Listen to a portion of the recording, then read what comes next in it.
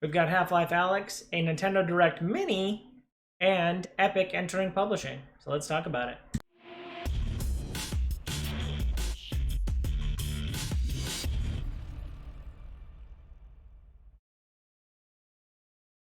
What up, viewers? What up? What up? Today is Friday, March 27th, and that means it's time for a quick recap of the week in video game news. Like I said in the intro, Half-Life Alyx launched this week, and it's off to a good start.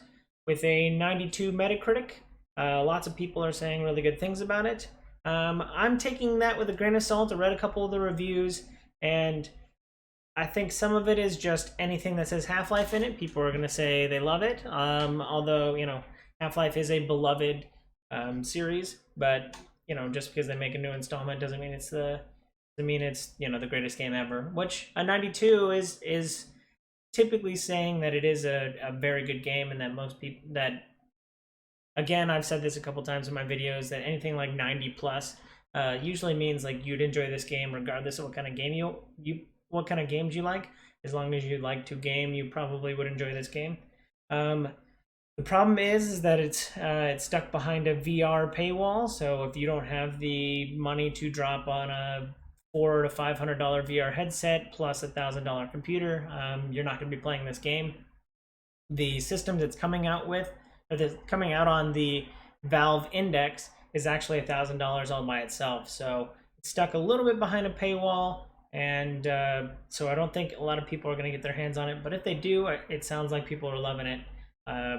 I think it looks like, at least in the 10-minute demo that I saw, like there's so much interactivity. Like everything in the game can be interacted with, or at least everything that you can think of. Anything you can think of to do, it looks like they've programmed that you'd be able to like move this crap off the shelf to find something behind it. You'd be able to like pick something up and use it to block bullets. So there's a lot of interactivity going on with this game, and it seems like Valve has put out a really good VR game that has a lot of interactive elements, and the story I hear is actually super good as well. It's been a long time since I played the first Half-Life game, and I don't think I got all the way through Half-Life 2. So I'm not the biggest Half-Life fanboy in the world, but I know that it is a beloved and well-written story, and it seems like Alyx is carrying on that torch, and left some people thinking, wondering when is Half-Life 3, but Valve has already said something along the lines of they're going to continue to work on the Half-Life series and have more games set in that world, which is a good thing. Also this week we had a Nintendo Direct on Thursday, and it was a Nintendo Direct Mini, which at 29 minutes is typically what I think of as a Nintendo Direct, but maybe they're usually 42 minutes, I guess. But it seemed like they packed a lot of information into their 28 minutes. They started off strong by saying that a bunch of 2K games are coming to the Switch, including the BioShock Collection, the Borderlands Collection, Borderlands Trilogy, I forget what they call it, the Handsome Collection, I think. Or it had a different name, like the Legendary Collection, so I don't know what else they've added. Maybe they've added Borderlands 3. XCOM and its like definitive edition is also coming. They talked about Easter coming to Animal Crossing. Our Lord and Savior Animal Crossing is taking over a lot of our lives, and so everybody should be excited to run around and collect eggs on their island, because I know I will be. There's the new Super Smash Bros. Ultimate characters coming out of the ARMS franchise, so expect a character with long, goofy arms that's going to be able to stretch across the screen. So I'm wondering what that's going to look like. And they also rapid fired out. There was a bunch of surprise reveals. There was a free-to-play like worker game where you played as like a random construction worker in an office building, and you're just trying to like get the job done no matter what it is. I thought it looked really good, but the art kind of left something to be desired. But it was simplistic and it was free, so they surprise launched that game. I forget what it was called. I think it was called Good Job, which sounds like a fun game. They also had a bunch of surprise reveals. There was like a ninja game, I think that was free to play and multiplayer. And then Jedi Academy is coming soon. If not, I think that was also one of the ones that launched immediately. So yeah, a bunch of games came out on the Switch. So if you're not already 60 hours deep into Animal Crossing. There's other games that you could be playing on your Switch, so pick those up.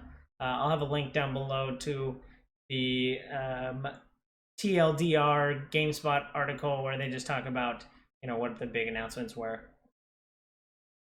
Last but not least, in the like I said in the opening intro, Epic is entering into it. I said they're entering publishing. Obviously, Epic publishes games, but they're stepping up to be more widely known. They want to have more than one game, even though they had what, Paladins, which was the MOBA that I think they killed after Fortnite's success. So Epic is still trying to be a big brand publisher, and they're trying not to rest on the laurels of Fortnite, even though it's making all the money. So they are now working with Remedy, the people behind Control, and all the other Remedy games, Alan Wake. What was the last one? The Xbox exclusive one, Quantum Break. So Remedy's known for making really good games. So it's cool to see them working with Epic. Gen Design, the creators behind The Last Guardian, the PlayStation 4 exclusive, will now be making a game exclusively for Epic Publishing. And then Play Dead, the designers behind Inside and Limbo, they will also be working with Epic. So Epic got a bunch of really good developers together, and they're gonna continue to put out games under the Epic publishing arm. So that's really exciting to see that they're not just resting with Fortnite. They're actually going to try and expand and be bigger and broaden their horizons, which is cool to see. Reflecting back on last week, Doom Eternal, I saw an article this week that said that they had a record launch on the Steam platform with 100K players. I think I broke down all the previous ones, but even the closest one was like 60K concurrent players on launch day. So people are really excited to pick up Doom. I'm finally getting the hang of it after a couple levels. So I'm kind of really anxious to get back into the game because I'm really enjoying it now. Because I was frustrated for the first couple of levels, but cool to see that their Steam users reflect that the game was well anticipated, as well as a little bit of it is people are stuck inside playing video games. So I bet that helps a lot, but I don't know how much that accounts for it. Also, they said Bethesda announced another record that they had 10 concurrent users on Stadia platform. So and no, I'm kidding. There was nothing about that, but it was a big deal that Stadia was ready to launch Doom Eternal, and I still think there was very little user count on Stadia, and I enjoy giving Stadia a hard time. Going back a bit, or stepping back a little bit, Valve has spoken out about Alyx a little bit. They said that they are going to wait for they're leaving it up to the modding community to bring Alyx out of VR into keyboard and mouse. Which, what? I just didn't understand. I'm like, why did you? Yeah, I know some people. I included are a little frustrated that Alyx is already stuck behind the VR paywall. I do intend to get VR, but I don't have a PC that can handle it, and that's like a big commitment, and I don't know if I'd play enough VR games to justify the $1,000, $1,500 expense. But saying that like we're not going to put it on keyboard and mouse, we're just going to wait for the mods to put it on keyboard and mouse, I thought is like a really laissez-faire kind of like screw you to all the people, all the Steam users out there. And that's actually my next article is talking about Steam users. So just the big Valve fans, they're just saying, nope, we don't want to bring this to a different platform. We're just going to let other people do it for us. It's really lazy. Yeah, that article just kind of rubbed me the wrong way. Last but not least, speaking of Steam, their concurrent users continues to climb. That is a lot of C words, a lot of iteration there. Definitely planned. Yes, the concurrent users of Steam climbs again. Last week it was at 21 million, and that was their new record. And then I think 2 weeks before that it was at 20, and then it was like several months before that, it was at 19. So it's very quickly climbing. The global concurrent users of Steam is now up to 22 million players. So I don't know if people just have it in the background on while they're working from home, or if a lot of people are playing Steam rather than doing some work. But no harm, no foul. Nintendo Switches are actually selling out everywhere. That there hasn't been a bottleneck in Switch, in being able to get a Switch since, maybe when the Switch Lite came out, there was a small bottleneck, but retailers are selling out of the Switch. For those who are brave enough to go venture outside and go pick up a Switch at a physical retailer. But yeah, they're selling out.